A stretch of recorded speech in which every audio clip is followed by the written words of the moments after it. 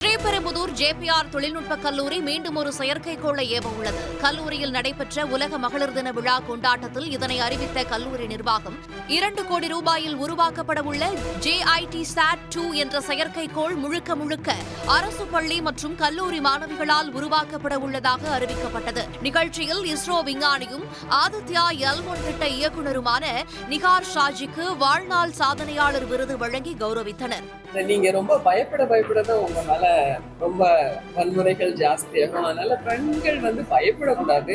அதுக்கப்புறம் தெரிஞ்சு வச்சுக்கணும். இப்ப நம்மளுக்கு இந்த மாதிரி ஒரு நிலைமை வந்தேன்னா யாரை காண்டாக்ட் பண்ணணும், எந்த அவசர உதவியை பண்ணணும், அந்த மாதிரி தெரிஞ்சு வச்சுக்கணும். அப்புறம் தற்காப்பு கலைகள் கற்றுக்கலாம். அந்த ஃபர்ஸ்ட் எய்ட் மாதிரி என்ன பண்ணலாம். ஸோ அதுக்கப்புறம் முதல்லயே பிளான் பண்ணி போகும்போது நம்மளும் கொஞ்சம் கேர்ஃபுல்லாக இருக்கும்.